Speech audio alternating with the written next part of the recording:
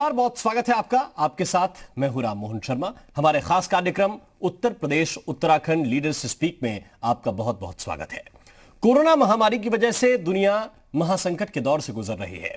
अर्थव्यवस्था को संवारना अब हर मुल्क के सामने चुनौती है और इस चुनौती से हमारा देश कैसे बाहर निकलेगा, इसे लेकर तरह तरह की चर्चाएं हैं और कई सवाल भी हैं। आज हम उद्योग जगत की कुछ ऐसी हस्तियों से बात करेंगे जो आपदा को अवसर में बदलने की कसरत में जुटी हुई हैं और भविष्य को बेहतर बनाने का रास्ता भी ये लीडर्स तलाश रहे हैं।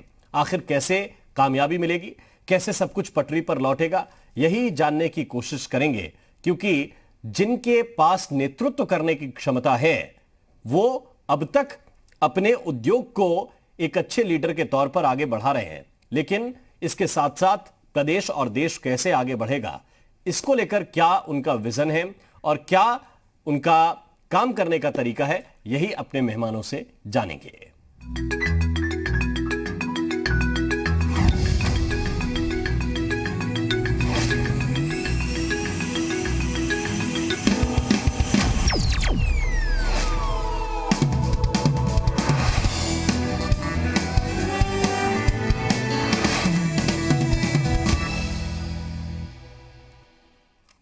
और इस वक्त तीन खास मेहमान हमारे साथ जुड़े हुए हैं। हमारे साथ इस वक्त ऋषि कात्याल हैं, आप डायरेक्टर हैं पानेम इंडस्ट्रीज के। हमारे साथ इस वक्त राजेश अग्रहरी जी जुड़ रहे हैं, आप डायरेक्टर हैं राजेश मसाला कंपनी के। और विमल शुक्ला जी इस वक्त हमारे साथ मौजूद हैं, आप संस्थापक सदस्य हैं मेघदूत ग्रामोद्योग सेवा संस्थान के। बहुत बहुत स्वागत है आप तीनों खास मेहमानों का। सबसे पहला मेरा प्रश्न राजेश अग्रहरी जी है।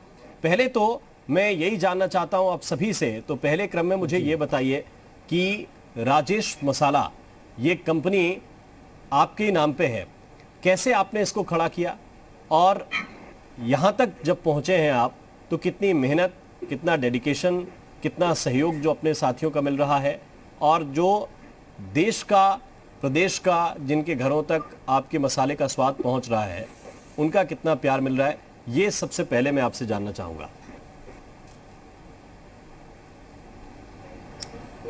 सबसे पहले मैं जी टीवी के दर्शकों को धन्यवाद देता हूं कि आप लोग इस चैनल को इतना पॉपुलर बनाए हुए हैं।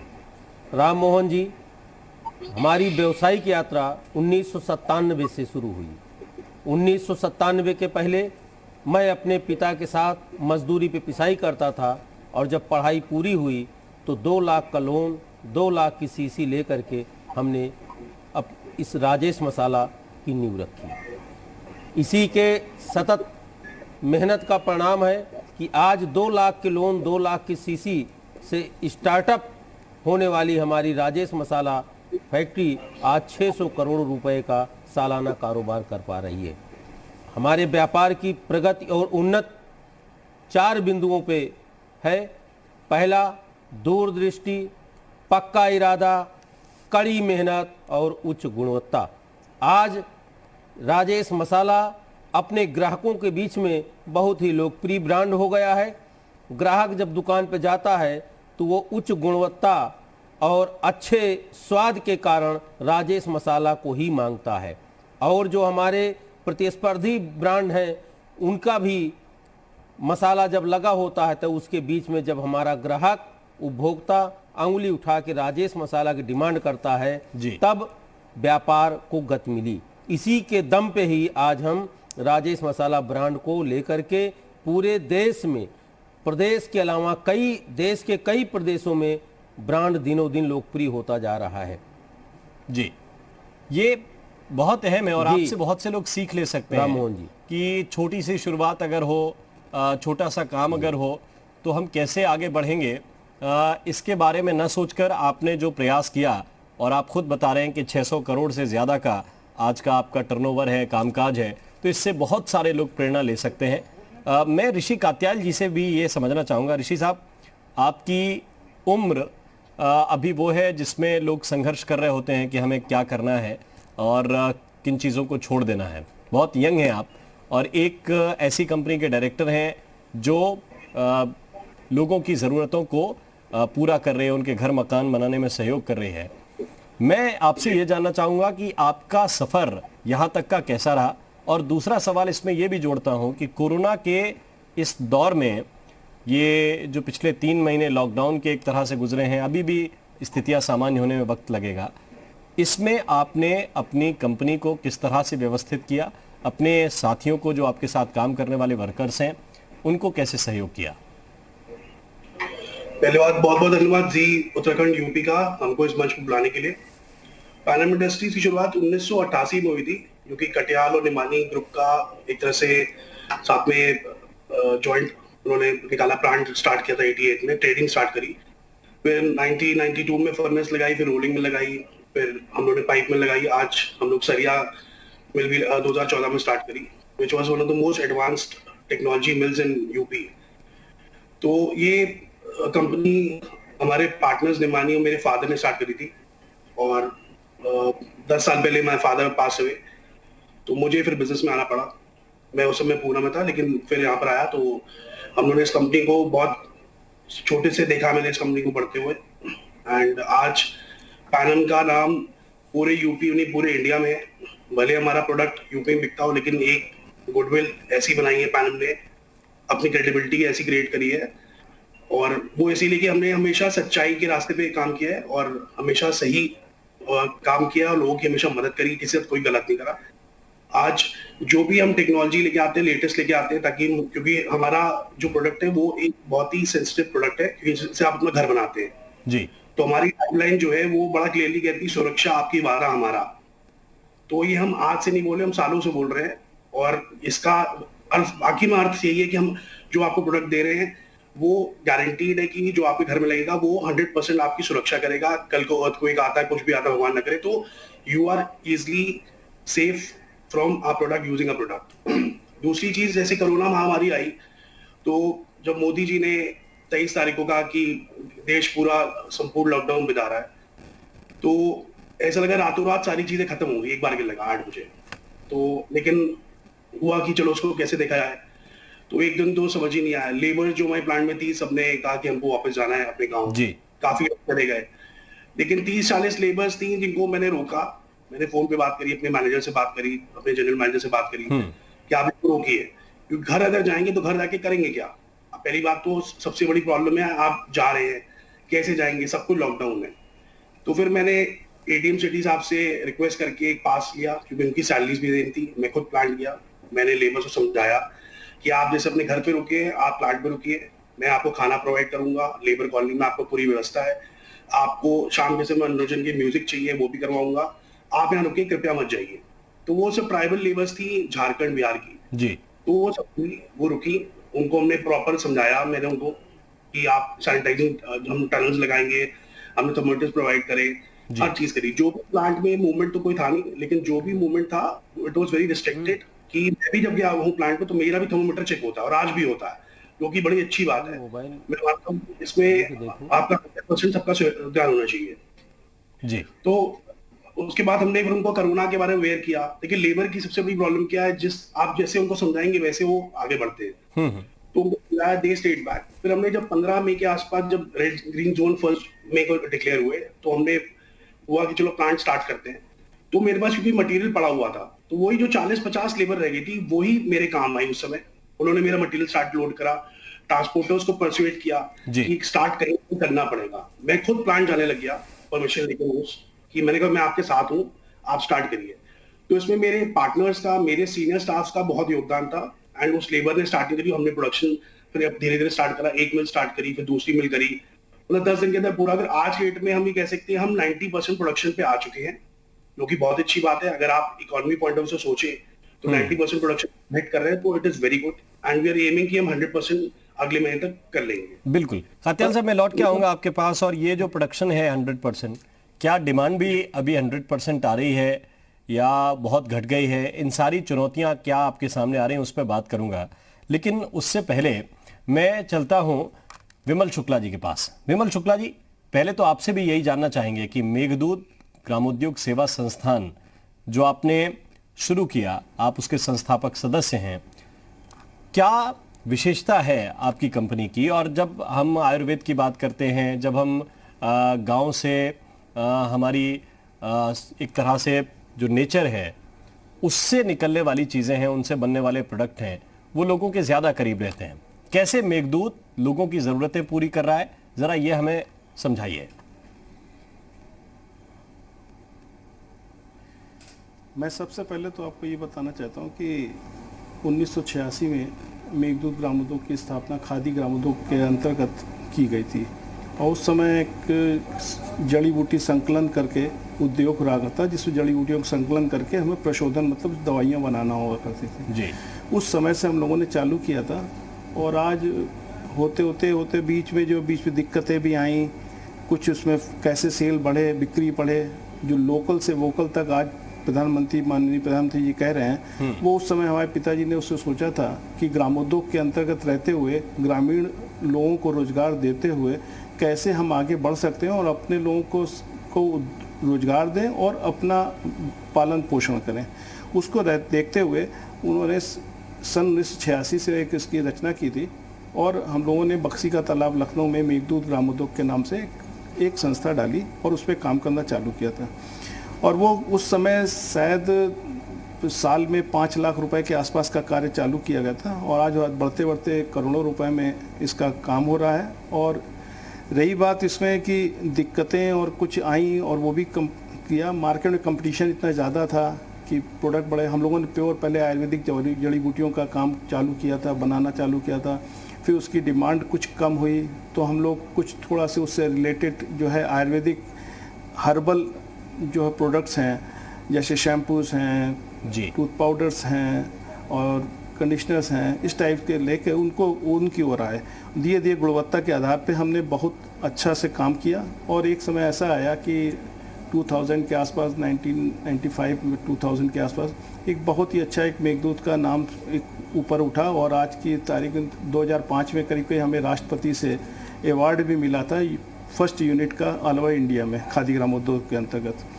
और फिर देखते देखते हम लोगों ने बहुत अच्छी तरक्की की, नए नए प्रोडक्ट इंट्रोड्यूस किए और प्रोडक्ट को नए नए देते देते आज करीब 250 प्रोडक्ट बना रहे हैं जी। और उसको बनाते रहते इसमें किया। अब इस समय जो है हम लोग सतरीठा, मधुशून्य, इस मेन ब्रांड हमारे प्रोडक्ट मार्केट में आए और उन्होंने अच्छी खासी सेल की और अच्छी बड़ी कंपनियों से प्रतिस्पर्धा ली और करके दिखाया और अच्छा सा नाम पैदा किया उसमें करते करते हम लोगों ने जी। फिर उसके बाद हम लोगों ने एक जो कोरोना का जो समय आया वो एक बहुत ही कष्टदायक, बहुत ही टिपिकल समय आया कि जहाँ लेबर भाग रही थी और उनको रोजगार देना भी था। फैक्ट्री खोले कैसे, घर परिवार के लोग कहते थे कि मत जाओ फैक्ट्री, वहाँ पे ऐसा ना हो जाए बच्चे भी आएंगे। तो उस पर हम लोगों ने बहुत ही मेहनत करके उनको को डर को हटा के परिवार के तो फैक्ट्री को चालू किया और हम लोगों के यहाँ हैंड सैनिटाइज़र बनता है जी। जो प्योर आयुर्वेदिक है। उसमें अल्कोहल के साथ साथ जो है आपका एलोवेरा, मिंट और नीम की गुणों से भरपूर कर दिया जाता है और उसको हम लोगों ने बनाना चालू किया और बनते बनते इतना अच्छी डिमांड आई, 15 दिन के अंदर हम लोगों ने कई मेका यूपी में शायद किसी ने भी नहीं बनाया होगा उतना, हम लोगों ने उतना बना के मार्केट में दिया। फिर मगर मार्केट में अल्कोहल मिलने की दिक्कत आई, जो अल्कोहल उसे पड़ता था। फिर उसके बाद हमारे आबकारी प्रमुख सचिव साहब ने जो है हमें यहाँ पे आबकारी का लाइसेंस, सबसे पहला लाइसेंस आबकारी का लाइसेंस उस कोरोना समय में हमको दिया। उससे प्रोडक्शन बढ़ा तो आज की तारीख में एक बहुत ही अच्छा मेघदूत का हैंड सैनिटाइजर खादी के नाम से बिकता है, बहुत ही अच्छा नाम किया और बहुत ही अच्छा उसे काम किया। और आज की तारीख में हम लोग फिर उसके बाद जो है माननीय प्रधानमंत्री जी ने आयुष काढ़ा का एक प्रचार प्रसार किया कि सब लोग पिएं, जिसमें अदरक, तुलसी और आपका काली मिर्च की जरूरत है उसको मिला के जो बनाते, जो समय की डिमांड है वो सारे प्रोडक्ट की दिशा में भी आप धीरे धीरे बढ़ रहे हैं ताकि लोगों की सेहत का भी काम हो सके। और चूंकि आप एक कंपनी भी चला रहे हैं तो वो भी बढ़ती रहे, आपके जो सहयोगी हैं, जो साथी वर्कर्स हैं, उनकी रोजी रोटी का इंतजाम भी व्यवस्थित तरीके से होता रहे। राजेश जी, मैं आपके पास आना चाहता हूँ। आपकी हर सेक्टर की एक अलग डिमांड होती है, हर सेक्टर की अलग चुनौतियां होती हैं। मसाला इंडस्ट्री में इस वक्त क्या चुनौतियां देख रहे हैं, कोरोना की वजह से उसमें कितना इम्पैक्ट पड़ा है, और तीसरा सवाल मैं इसमें यह भी जोड़ूंगा कि क्या उम्मीद आप कर रहे हैं सरकार से कि आपका सेक्टर थोड़ा सा बूस्ट हो, थोड़ा सा आप लोगों को राहत मिले और आप लोग इकोनॉमी में सहयोग दे सकें, उसके लिए क्या और बेहतर होना चाहिए?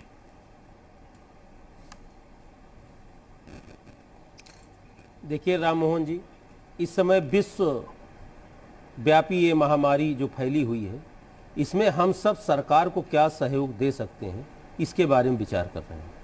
आज पूरा विश्व स्टेशन पर स्टाफ की अवस्था में है जी। कोई दौड़ नहीं रहा है, सब अपने अपने, मैं समझता हूँ 200 से ज़्यादा मुल्क खड़े हैं। आज मसाला, चूंकि ये खाने पीने का चीज़ है, फूड है, तो इसके लिए हमारी गुणवत्ता और अच्छा शुद्ध मसाला हम समाज में परोसें। आपकी जानकारी के लिए बता दूं कि मसाला इस कोरोना की महामारी में मसाले का अगर उचित प्रयोग किया जाए तो हमारी इम्यूनिटी को भी बढ़ाता है। हल्दी है, काली मिर्च है, इसलिए हम लोगों के सामने जो समस्या है वो समस्या आज फौरी नहीं है। एक दूसरे से कंपटीशन ये हमारे संस्कार में है। हम इससे आगे निकलेंगे और हम सरकार को सहयोग करने की नीयत से व्यापार कर रहे हैं।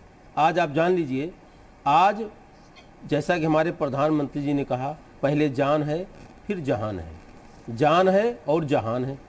तो ऐसी स्थिति में आज हम सब अपने को बचाते हुए, अपने यहाँ जो हमारे श्रमिक काम कर रहे हैं मसाला बनाने में, हमें उनके सुरक्षा का भी ख्याल रखना है। सोशल डिस्टेंस कायम रखते हुए प्रोडक्शन गति से हम लोग कर रहे हैं और पूरी अच्छी मात्रा में कर रहे हैं। देखिए, ये कहने से काम नहीं चलेगा कि साहब हमें ये चाहिए वो चाहिए। सरकार के सरकारी मदद दे देने भर से कोई भी फैक्ट्री, मैं जहाँ तक समझता हूँ, नहीं चल सकती है।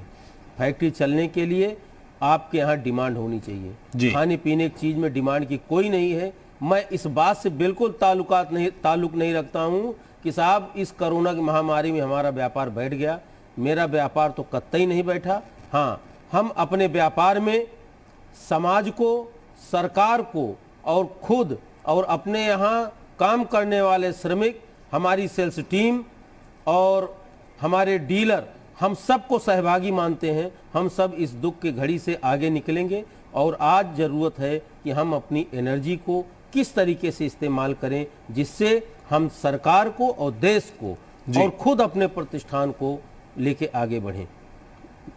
बिल्कुल। ये देखिए, आज इंडस्ट्री संकट में तो है, अर्थ की दिक्कत तो है, ट्रांसपोर्टेशन की दिक्कत तो है, लेकिन सरकार हमें सुविधा भी अच्छी दे रही है। इसके लिए हम सरकार को भी धन्यवाद देते हैं कि हमारे दुख सुख को पूछने वाले लोग बैठे हैं। आज प्रतिदिन आपके चैनल के माध्यम से जो गाइडलाइन जारी की जा रही है, मैं समझता हूं ये संजीवनी का काम व्यापार को बढ़ाने के लिए और व्यापारियों के लिए है। मित्र, आज हमारे प्रतिष्ठान के द्वारा जो भी कमाई की जा रही है, जो भी हम लोग आपूर्ति कर रहे हैं, उससे जो लाभ हो रहा है उसका एक अंश समाज के लिए भी दे रहे हैं जी। प्रतिष्ठान जब चलेगा, व्यापार जब मैं आऊंगा राजेश जी आपके पास की आर्थिक और सामाजिक जिम्मेदारियों पे जरूर बात करूंगा, लेकिन उससे पहले मैं कात्याल साहब से ये सवाल जरूर पूछना चाहता हूं, क्योंकि कात्याल साहब, बहुत सी कंपनियों में कंपनी मालिकों की एक तरह से कहिए कमी की वजह से, गलती की वजह से बहुत सारे मजदूरों ने डरकर भी पलायन किया। अब उन्होंने क्या किया, आप बता रहे हैं कि आपने पूरा ख्याल रखा वर्कर्स का, आपने डिटेल में बताया कि कैसे उनको समझाया, और ये जाहिर है कि एक नेता की, एक लीडर की, जो कंपनी का मालिक है, ओनर है, उसकी जिम्मेदारी है कि वो अपने वर्कर्स का भी उसी तरह से ख्याल रखे। मैं अब इससे नेक्स्ट लेवल पे एक सवाल पूछना चाहता हूं कि जो योगी सरकार है प्रदेश की, जिस सरकार से आप ये उम्मीद करते हैं कि योजनाएं बेहतर हों, जो लाल फीताशाही है वो परेशान ना करे आप लोगों को, इस वक्त जो सुविधाएं मिल रही हैं इंडस्ट्रियलिस्ट को, उन सुविधाओं को आप किस तरह से देख रहे हैं?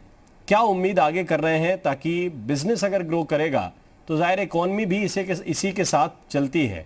वो पॉलिटिक्स में अलग कह सकते हैं कि देखिए गांव की सरकार है, गरीब की सरकार है, उनके लिए योजनाएं बननी चाहिए, लेकिन अगर लोगों को रोजगार मिलना है तो फिर उद्योग भी सही तरीके से पटरी पर चलने चाहिए। आपको क्या लगता है, कैसी सुविधाएं इस वक्त हैं और क्या आप उम्मीद कर रहे हैं?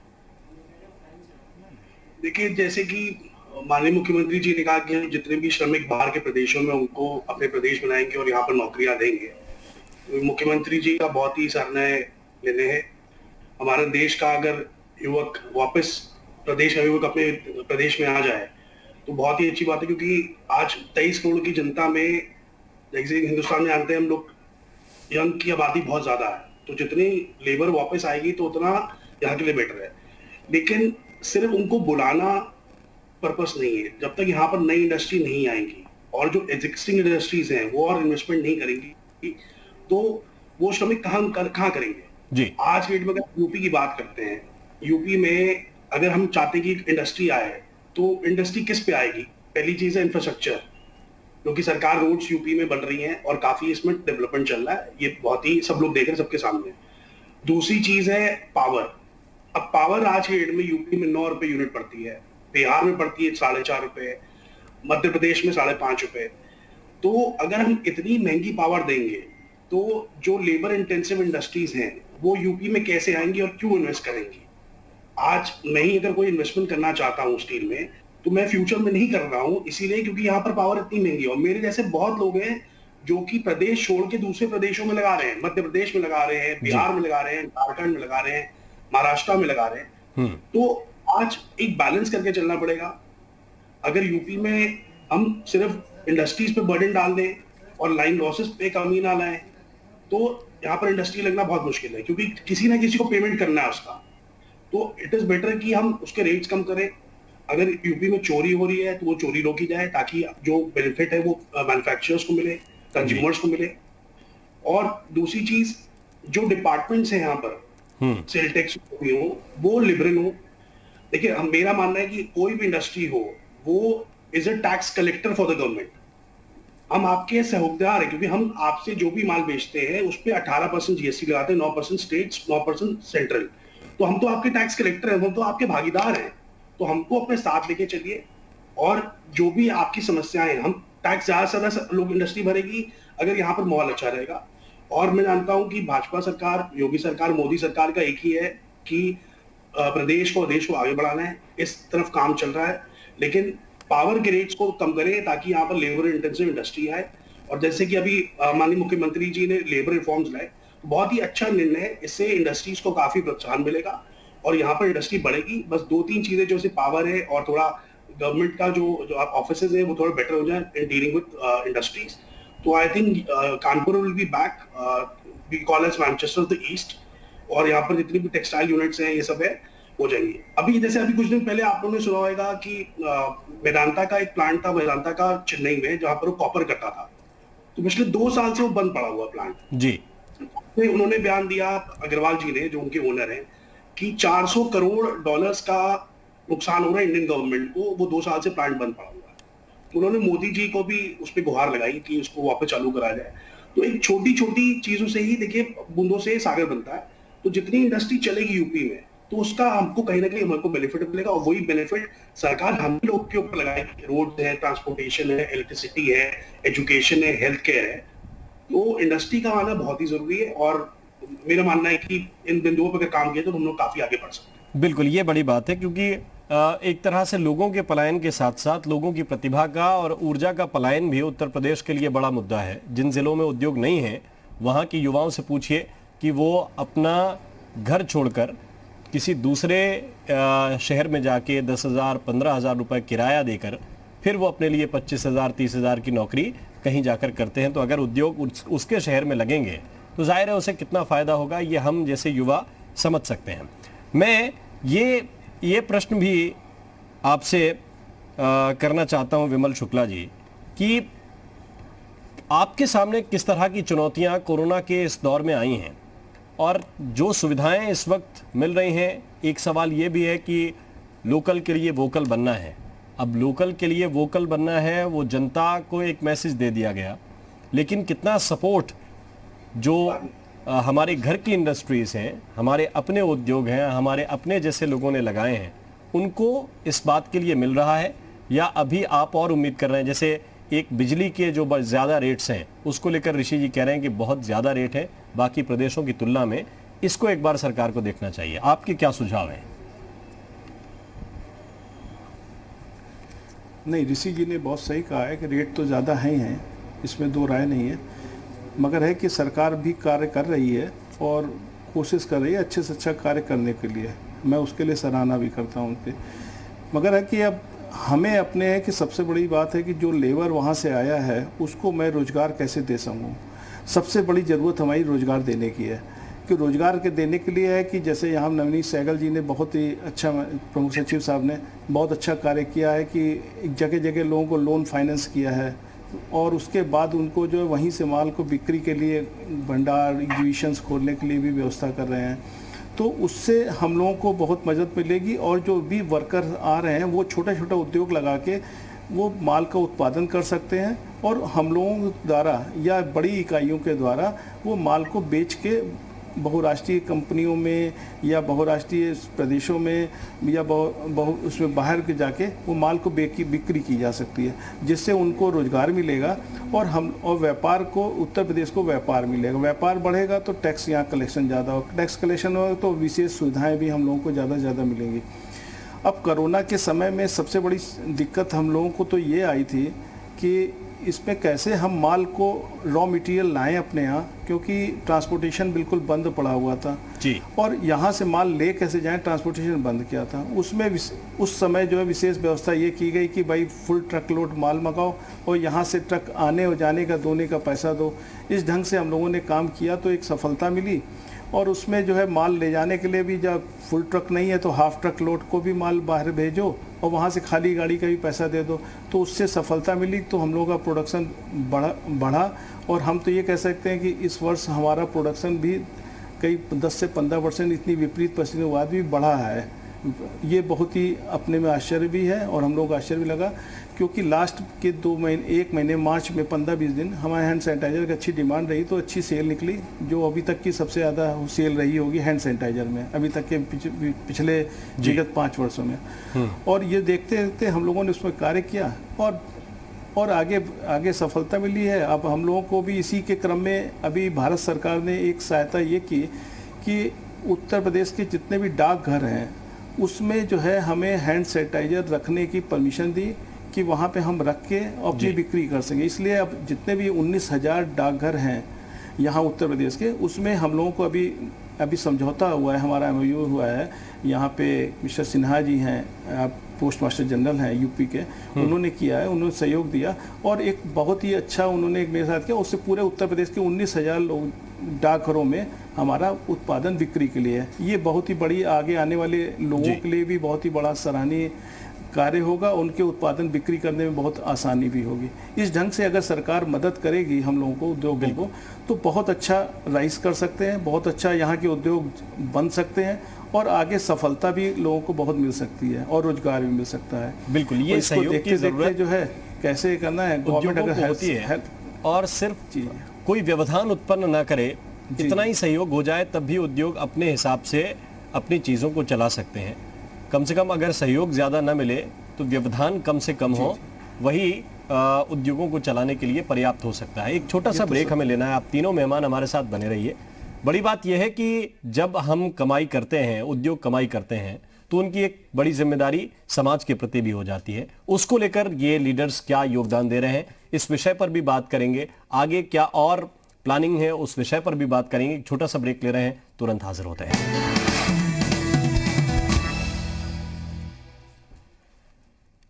ब्रेक के बाद स्वागत है आपका। हम लगातार ऐसे लीडर्स से चर्चा कर रहे हैं जो अपने अपने क्षेत्र में एक मकाम हासिल कर चुके हैं और इस सफर को उन्होंने किस तरह से तय किया।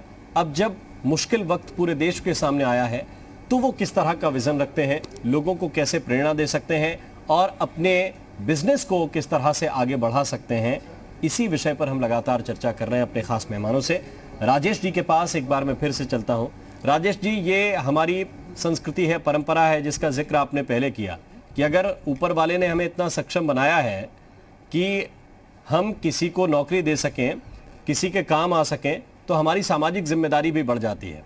और आपकी मैं तारीफ इसलिए भी करूंगा क्योंकि प्रधानमंत्री राहत कोष में, कोविड फंड में आपकी तरफ से जब सहयोग का जिक्र आया, प्रधानमंत्री ने सबसे सहयोग मांगा तो 1 करोड़ रुपए की राशि आपने उसमें भी दी। और इसके अलावा क्या सामाजिक जिम्मेदारी आपकी कंपनी निभा रही है इस वक्त, ये भी ज़रा बताइए, क्योंकि लोग तभी किसी व्यक्ति के साथ जुड़ते हैं जब उसकी मंशा बहुत स्पष्ट हो। एक कंपनी ईस्ट इंडिया कंपनी भी भारत में आई थी और वो भी व्यापार कर रही थी, लेकिन लोग उससे चिढ़ते थे। आप लोग बहुत अच्छा काम करेंगे ताकि लोग आपसे जल्दी कनेक्ट हों। तो जो कनेक्शन है जनता का, जो दिल की बात है, जिसके लिए लोकल के लिए वोकल की बात हो रही, तो जनता से सिर्फ प्रॉफिट न लें, उसके लिए क्या कर रहे हैं, जरा ये भी हमें समझाइए। राम मोहन जी, हम लोग मातृभूमि से प्यार करने वाले लोग हैं और मैं समझता हूं कि उद्यमी की ज़्यादा जिम्मेदारी बढ़ जाती है। और ज़्यादा जिम्मेदारी इसलिए बढ़ जाती है कि हम उद्यम करते हैं इसी समाज में, और इसी समाज से हम पैसा कमाते हैं। इसी राष्ट्र के सुरक्षा और संरक्षण में हम अपने व्यापार को फलता फूलता हुआ देखते भी हैं। हमारी पहली जिम्मेदारी होती है कि हम ईमानदारी से व्यापार करें, अपने कंज्यूमर को शुद्ध और स्वादिष्ट मसाला उसके रसोई तक पहुंचाएं, और जो हमको उससे लाभ मिले हम अपने से जुड़े हुए डीलर, श्रमिक, सबको उसका लाभांश दें। और समाज के प्रति हमारी जिम्मेदारी बढ़ जाती है कि ऐसे आपातकाल में, ऐसे विश्वव्यापी महामारी में हम अपने लाभांश का एक ज़्यादा बड़ा हिस्सा समाज के लिए दें। आपकी जानकारी के लिए बता दूं, जिस समय ये महामारी का दौर चला और हमारे देश के नेता, प्रधानमंत्री और मुख्यमंत्री ने जब ये हम सब उद्यमियों से अपील की कि आप लोग सहयोग करें, पूरे समाज से अपील की, तो मन के अंदर एक भाव आया कि ऐसा ईमानदार और कर्मठ नेतृत्व का सहयोग करना ही चाहिए। इसी की परिप्रेक्ष्य में 1 करोड़ रुपया प्रधानमंत्री राहत कोष में, 1 करोड़ रुपया मुख्यमंत्री फंड में, 5 लाख रुपया जिला प्रशासन को और 25 लाख रुपया मेरे द्वारा अमेठी, जिस क्षेत्र में व्यापार करता हूं, अपनी विधानसभा को दिया गया। इसके अलावा भी जब महामारी का दायरा बढ़ता गया तो 4000 लोगों को एक महीने का राशन किट दिया गया। ऐसे परिवारों का चयन किया गया जिनके घर वास्तव में खाने पीने की समस्या थी। वैसे सरकार भी बहुत कुछ कर रही है, लेकिन मैं समझता हूं हम सबका भी ये दायित्व बनता था।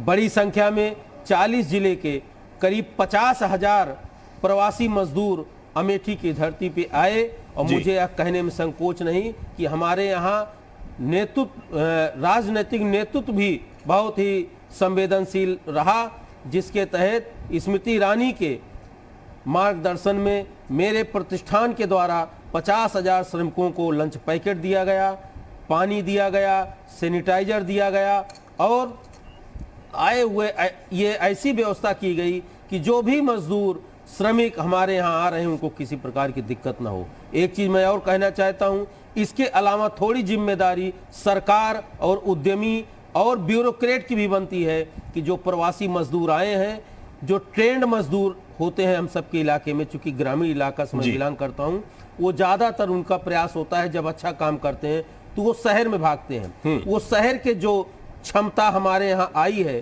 प्रतिभा जो आई है, हमें अपने अकुशल श्रमिकों के साथ उनको एज ए ट्यूटर अपने प्रतिष्ठान में, अपने अपने क्षेत्र में उनको मौका देना चाहिए, और जो हमारे अकुशल श्रमिक हैं उनको उनके साथ लगा के उनके क्षमता को एज ए ट्यूटर की तरह रीड करके और अपने भी श्रमिकों को और अच्छा उनकी कार्य क्षमता को विकसित करना चाहिए। इससे ये होगा कि हमारा तहसील, जिला, प्रदेश दोनों स्वावलंबी होंगे, और मैं समझता हूं कि सरकार बहुत अच्छा काम कर रही है। सरकार को एक चीज पे खाली ध्यान देना और बहुत जरूरी है कि सरकार जो 20 लाख करोड़ का पैकेज हर क्षेत्र में अलाउंस किया है, तो जो जिस सेक्टर में वह इमदाद जानी है उसकी निगरानी के लिए जिस पाइपलाइन से जानी है, भ्रष्टाचार निरोधी दस्ता तैनात करना चाहिए और गोपनीय विभाग को सक्रिय करना चाहिए कि इस महामारी में हमारे आपके बीच में ही इंसान भी हैं और हैवान भी हैं। कोई हैवान किसी के भी हक हकूक पे डाका ना डालने पावे।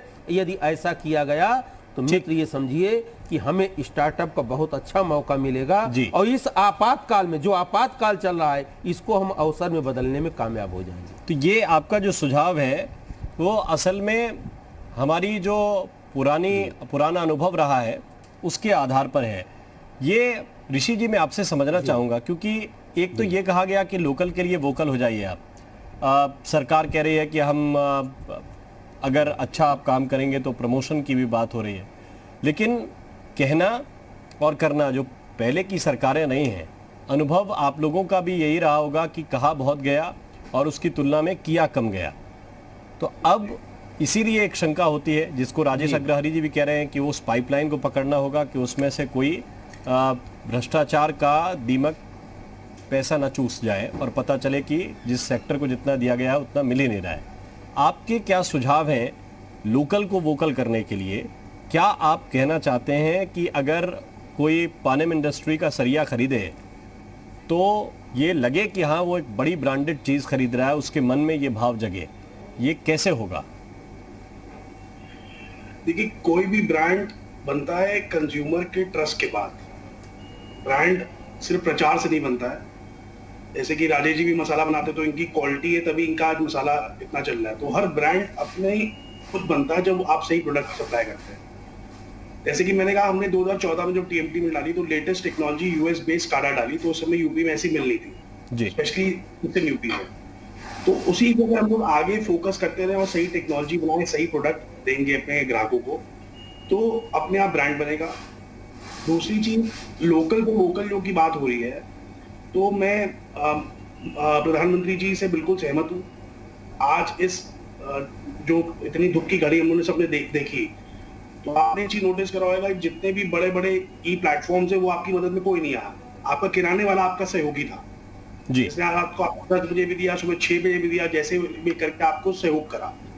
तो हमको अपनी जो बेसिक जड़ से चीजें हैं वो नहीं भूलनी चाहिए। ठीक है, we have to be advanced with time, but लेकिन जो हम लोग की जो पुरानी चीजें रही हैं उसको भी फॉलो करना चाहिए। आज मेरा मानना है कि यूपी एक बहुत बड़ा प्रदेश है, 22 से 23 करोड़ की जनता है। अगर दुनिया की उसमें देखा तो मेरे ख्याल से बहुत देश यूपी से पीछे होंगे। हमारे पास बहुत बड़ी एक अपॉर्चुनिटी है। प्रदेश को जो आज से 2 साल पहले माननीय मोदी जी ने कहा था कि हम 5 ट्रिलियन अगर बनना चाहते हो तो यूपी के थ्रू ही द्वार खुलेगा, तो मैं इसको बिल्कुल मानता हूँ। यहाँ इंडस्ट्री जो लगी हुई है, यूपी गवर्नमेंट को उनके प्रोडक्ट्स को प्रमोट करना चाहिए, भले वो आपके गवर्नमेंट प्रोजेक्ट्स हो। अगर यूपी गवर्नमेंट अपने इंडस्ट्रीज को प्रमोट करेगी तो यहाँ पर एग्जिस्टिंग इंडस्ट्रीज बढ़िया चलेंगी और नई इंडस्ट्रीज भी आएंगी। कुछ इंडस्ट्रीज हैं जो यूपी में नहीं है, अगर उसको हम लोग सब्सिडी देके यहाँ पर लाएं तो उससे भी यहाँ पर जो है रोजगार बढ़ेगा और सरकार को भी उसका फायदा होगा। एक इंडस्ट्री लगने से बहुत फर्क पड़ता है। आज एक इंडस्ट्री आप लगाने जाए, कोई बड़ी इंडस्ट्री लगती है तो आप देखिए कितना बड़ा वहां पर जो है सैटेलाइट टाउन बन जाता है। मैं जर्मनी गया था हैनोवर में, तो वहां पर वोल्क्सवैगन की फैक्ट्री है। तो अगर आप शहर देखें, जब वो फैक्ट्री लगी थी वहां पर कुछ नहीं था। आज वो वर्ल्ड की सबसे बड़ी फैक्ट्री और पूरा एक शहर बसा हुआ जिसमें 90% लोग वहीं पर काम करते हैं या उसके स्पेयर पार्ट्स बनाते हैं या उसका कोई ना कोई सप्लाई करते हैं। तो एक इंडस्ट्री आने से पूरा एक शहर जैसा चमक सकता है, बहुत लोगों को रोजगार मिलता है। आज मेरा मानना है कि जो भी इंडस्ट्री चला रहा है, अगर उसके यहाँ डायरेक्टली 100 आदमी काम करता है तो आराम से 3 से 4 हजार आदमी का पेट भर रहा है। उसके यहाँ ट्रांसपोर्टेशन हो रही है, ट्रांसपोर्टर वाले का घर कर रहा है, जो उसके यहाँ स्टोर सप्लाई कर रहा है उसका है, जो डायरेक्टली काम कर रहे हैं उसका है। तो इंडस्ट्री को प्रमोट करने के लिए लोकल वोकल, और लोकल वोकल को करके आप ग्लोबल कर सकते हैं। तो जब आपने जो ब्रांड की बात कही, तो अगर आप लोकल को वोकल करेंगे और वोकल को अगर आपने ब्रांड बनाया, सही प्रोडक्ट दिया, तो उसको आप ग्लोबल भी कर सकते हैं। तो हम सिर्फ प्रदेश की बात नहीं कर रहे हैं, हम एक जिले की बात नहीं कर रहे हैं, हम एक जिला, प्रदेश, देश, विदेश उसकी बात कर रहे हैं। तो मेरा मानना है इंडस्ट्री को प्रमोट करें और यहाँ पर लोकल पे वोकल पे अगर हम लोग फोकस करेंगे तो यहाँ पर इंडस्ट्री बढ़ेगी और निश्चित तौर पे UP will be one of the most developed states in coming years. जी ठीक। विमल जी, ये एक प्रश्न ये भी है कि एक 20 लाख करोड़ का पैकेज आया, भारी भरकम रकम है, फिर उसका वित्त मंत्री ने ये भी बताया कि किस वर्ग को कितना मदद देने जा रहे हैं, उसको विस्तार से बताया गया, समझाया गया। आपको वो कितना समझ में आया है? और आपसे दूसरा सवाल आयुर्वेद को लेकर है, क्योंकि ये हमारी विरासत है। जब हम लोकल को वोकल करने की बात करते हैं तो अपनी जो विरासत में मिली हुई चीज़ें हैं, जैसे हमें मसलन अभी समझ में ये आया जब हम कोरोना के दौर में हैं कि इम्यूनिटी बढ़ानी है, तो सबसे बेहतर चीज़ों में हल्दी है, सबसे बेहतर चीज़ों में काली मिर्च है, लौंग है, लहसुन है, इन चीज़ों के जरिए हम इम्यूनिटी बढ़ा सकते हैं, यानी हमारी प्रकृति के पास वो चीज़ें पहले से उपलब्ध हैं, उनका सदुपयोग करना धीरे धीरे हमने छोड़ दिया। आप कैसे अपने ब्रांड के लिए या अपने सेक्टर के लिए ये कहेंगे कि ये लोकल के लिए जनता वोकल हो सकती है और ये तरीका है?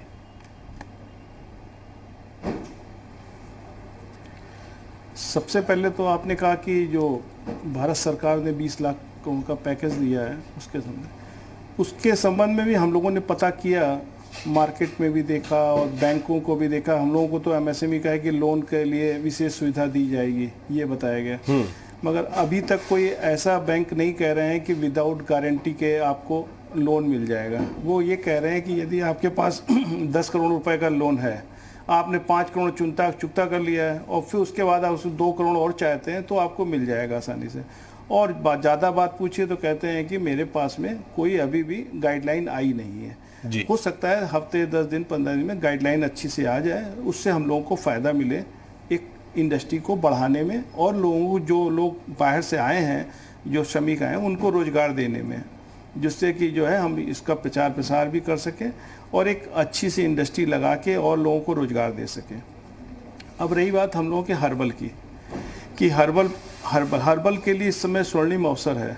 माननीय प्रधानमंत्री जी ने भी इसमें बहुत कुछ कहा है कि उन्होंने एक काढ़ा बनाया, कहा कि 4 चीज़ों को जो है आप इसमें डालिए और बना के रखिए, इसे घर में प्रयोग कीजिए तो बहुत ही अच्छा फ़ायदा। और ये सत्य है कि ये पुराने समय का मसाले भी हैं इसमें और आयुर्वेदिक जड़ी बूटियाँ भी हैं। इसमें का प्रयोग करने से सर्दियाँ, इसको अगर दिन में 3 बार पिया जाए, जो आयुष काढ़ा के रूप में है, हम लोग निर्माण भी कर रहे हैं इसका, मेघदूत के नाम से आता है, तो इसको अगर प्रयोग करेंगे तो बहुत ही अच्छा फ़ायदा। 3 बार करेंगे तो गुनगुना पानी, गर्म जल रहता है इसमें, तो सेवन करने से अचूक फ़ायदा होता है। इसके अलावा जो है गिलोय बटी आजकल बहुत ज़्यादा पसंद की जा रही है, कि गिलोय से जो है अमृता कहते हैं, गुर्च कहते हैं कि उसको, और वो भी नीम की चढ़ी हुई हो गुर्च, तो सोने में सुहागा के रूप में कहा जाता है। उसको पानी में बॉयल करके अगर हम लेते हैं तो उसका काढ़ा पीते हैं तो बहुत ही अच्छा इम्यूनिटी स्ट्रांग करने के लिए, और बुखार, जुखाम, खांसी में तुरंत आराम मिलता है इससे। उससे टाइम नहीं लगता, अगर एक दिन हम ले लेते हैं दूसरे दिन ही हमें आराम मिल जाता है इसमें। उसी ढंग से जो है इसमें आज के हैंड सैनिटाइज़र में भी, हैंड सैनिटाइज़र का प्रयोग करने से जो है, और हर्बल का हैंड सैनिटाइज़र में नीम, जो कि त्वचा रोगों के लिए सबसे ज़्यादा फ़ायदेमंद मानी जाती है, और बचपन से और दादी माँ और बच्चों सबसे सुनते चले आ रहे हैं कि नीम के पानी से धोते हैं तो तुरंत आराम मिल जाता है। तो नीम का इसमें, और एलोवेरा हमें मॉइस्चर देता है, तो मॉइस्चर मिल जाने से जो है हमें त्वचा की, जो आपका अल्कोहल जो ख़राब करता है, अल्कोहल से इसका रूखापन आता है, वो रूखापन नहीं आता है। अभी शिकायत आई थी कि पहले कि जो है आप अल्कोहल, ये इसमें मॉइस्चर रहता है, अल्कोहल वाला लोग मार्केट में लेने लगे, तो अल्कोहल से 70% अल्कोहल, 80% अल्कोहल है, मगर उसमें एलोवेरा और मिंट नहीं था और नीम नहीं था, उससे कहाँ से हाथों में स्केचेस आने लगे। अब फिर लोग इसको जो है पसंद कर रहे हैं कि नहीं, आयुर्वेदिक का ज़्यादा अच्छा माना जाता है इसमें, तो उसको भी लेके चल रहे हैं हम लोग अच्छे ढंग से। इसी ढंग से इम्यूनअप करके प्रोडक्ट आता है, जिसमें आपका गुर्च भी है, गिलोय भी, अश्वगंध भी है, सबका एक्सट्रैक्ट मिला के प्रयोग करते हैं, जो इम्यूनिटी के लिए सबसे बेस्ट है और सब जगह प्रयोग किए जा रहा है और बहुत अच्छा रिजल्ट आ रहा है। और इससे उम्मीद है कि आयुर्वेद को बहुत अच्छा उत्साहवर्धन होगा और बहुत अच्छे प्रोडक्ट मिलेंगे, लोगों का विश्वास बढ़ेगा और आगे चल के जो है हम लोग आयुर्वेद को बुलंदियों पर छू सकते हैं इसमें। और सभी का सहयोग इसमें बना हुआ है, उसको हम लोग पूरा से पूरा कोशिश कर रहे हैं कि ज़्यादा से ज़्यादा लोग। यहाँ हमारे डायरेक्टर साहब, लखनऊ के स्टेट डायरेक्टर हैं एस सिंह साहब, जो हैं, उन्होंने भी बहुत तेज़ी से जो है इस पर काढ़ा के लिए बहुत ही अच्छे से लाइसेंस दिए रहे हैं। फटाफट लाइसेंस 2 दिन में अप्लाई कीजिए, आपको लाइसेंस मिल जाता है। तो आज की तारीख में वो उन्होंने भी बहुत ही तेज़ी से कार्य किया, जिससे लाइसेंस मिला, हम लोगों ने निर्माण कार्य चालू कर दिया, तो लोगों को तुरंत फ़ायदा मिल रहा है। और लोकल से वोकल में तो हम लोगों का आयुर्वेद का तो बहुत ही अच्छा है। आयुर्वेद यहीं का प्रोडक्ट है, भारतवर्ष में आयुर्वेद की रचना विशेष तौर से हुई और इसी के द्वारा चरक ऋषि भी यहीं पे पैदा हुए और यहीं उन्होंने उसका निर्माण किया। और एक बहुत ही अच्छा चारों तरफ से जो है इस समय आयुर्वेद का माहौल है और हम लोग कोशिश कर रहे हैं कि अच्छे से अच्छा प्रोडक्ट बना के मार्केट में लोगों को प्रचार प्रसार करें और लोगों तक पहुँचाएँ। और इसके साथ साथ हमने कई के यहाँ से कि 2 कुंटल से लेकर 4 कुंटल तक जो है काढ़ा का वितरण किया। हमारे यहाँ पे लखनऊ के कमिश्नर साहब हैं मेश्राम जी, उन्होंने भी जो है इसको वितरण कर रहे हैं। उन्होंने भी कहा भाई आप जगह जगह आप बनाइए, बेचिए, दीजिए। हमारे डायरेक्टर साहब भी हैं, आयुष के जो है आयुष मंत्रालय के यादव जी हैं, विशेष सचिव हैं, उन्होंने भी बहुत आयुष मिशन के, तो उन्होंने भी बहुत कोशिश कर रहे हैं कि वो भी एक आयुष का एक ऐप बनाया गया है उत्तर प्रदेश के द्वारा। उसमें जो है सभी जानकारियां मिल जाती हैं हमें, आयुष क्या आयुष कर रहा है, ये उत्तर प्रदेश का है। बिल्कुल, यानी इसी ढंग से सब लोग कोशिश कर रहे हैं और बहुत और सबकी कोशिशों से ही समाधान निकलता है, ये भी सच है और इसमें आगे बढ़ रहे हैं आप लोग धीरे धीरे। राजेश जी, एक प्रश्न ये भी है कि अभी परिस्थितियां सामान्य होने में काफी वक्त लगेगा ऐसा कहा जा रहा है। जो इंडस्ट्री के जानकार हैं वो भी ये मान रहे हैं कि इकोनॉमी थोड़ा सा भी स्लो डाउन होगा, दिक्कत आएगी, उद्योगपतियों को भी परेशानी होगी, लेकिन आप कैसे देख रहे हैं? क्या आप इस जिसको कह रहे हैं कि आपदा को अवसर में बदलना है, प्रधानमंत्री कह रहे हैं, क्या इसमें आप देख रहे हैं चुनौतियां, और क्या आपको लग रहा है कि अब आगे बढ़ने के लिए थोड़ी सी और मेहनत करनी पड़ेगी, लोगों को समझाना ज़्यादा पड़ेगा? क्योंकि इस वक्त कोरोना के केस 3 लाख से ज़्यादा हैं भारतवर्ष में, और जब 200, 300, 400, 500 थे तब लॉकडाउन किया, और ये स्थिति इस वक्त है। आप कैसे देख रहे हैं इस पूरी परिस्थिति को? देखिए राम मोहन जी, इस देश को संभलने में और देश को आगे बढ़ने में 5 तत्व हैं। ये 5 कारक ईमानदारी से अपना अपना काम करें। जहां तक महामारी का है उस पर तो हम सबका किसी का जोर नहीं है, उसको हराना ही हराना है। अगर हमें जीवित रहना है तो उसको हराना ही हराना होगा।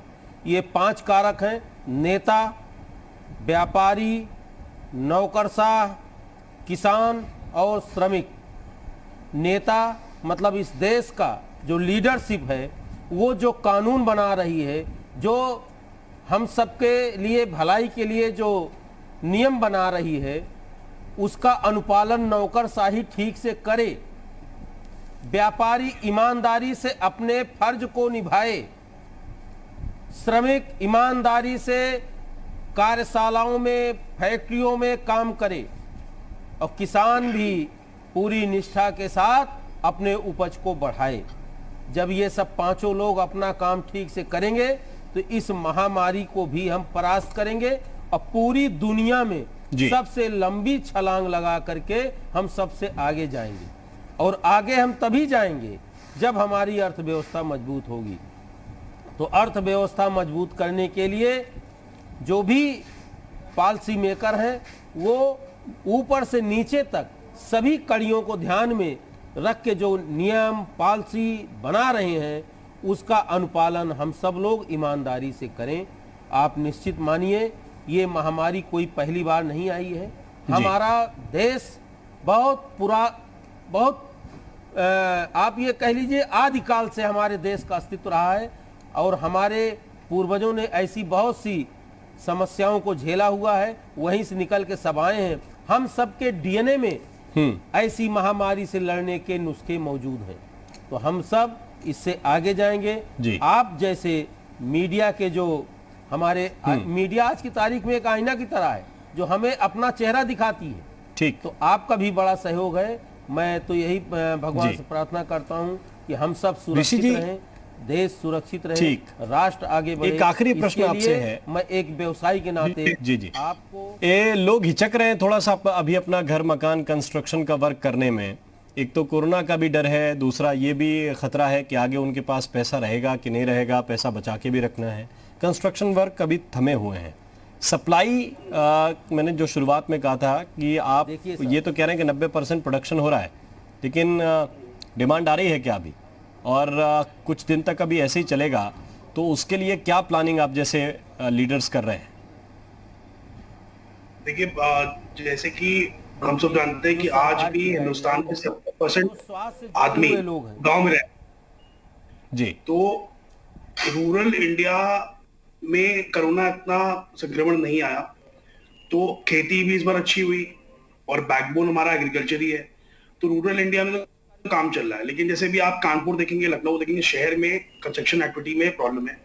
लेकिन जैसे कि अब सरकार कह रही है हम इंडस्ट्रीज लाएंगे और यहाँ पर श्रमिकों को और काम देंगे, तो कहीं ना कहीं रोजगार जब होएगा तो आदमी जब खुद संपन्न हो जाएगा जैसे आप ही ने कहा था कि 15,000 किराए देके रहता है दिल्ली बंबई में, जी। तो फिर उस आदमी को यही ड्यूटी मिल जाती है और यही नौकरी मिलती है, तो वो कहीं ना कहीं सेविंग करेगा। तो हर किसी का अपना मन होता है कि मैं अपना एक घर बनाऊं, तो कहीं ना कहीं डिमांड रहेगी। हाँ, इकोनॉमी थोड़ी सी खराब चलेगी, ये भी मेरा भी मानना है, लेकिन अगर सरकार सही कदम जैसे उठा रही है अभी तक, उठाती रहेगी, तो कहीं ना कहीं प्रोत्साहन मिलेगा।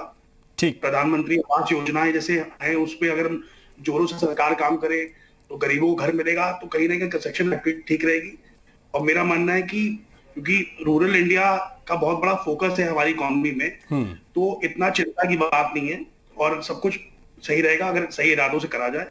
बिल्कुल, यही एक सकारात्मक जो विजन है, सकारात्मक दृष्टिकोण है, यही भारत को आगे लेकर जाएगा, ऐसी हम उम्मीद करते हैं। आप सभी को बहुत बहुत शुक्रिया और साथ ही शुभकामनाएं भी कि आप अपने व्यापार को इसी तरह से आगे बढ़ाएं, तो देश की इकोनॉमी भी साथ साथ चलेगी। जो सहयोगी कर्मचारी हैं आपके, उनके घर में भी कोई दिक्कत परेशानी नहीं आएगी। बहुत बहुत शुक्रिया, बहुत बहुत धन्यवाद हमारे साथ जुड़ने के लिए और अपनी अपनी बात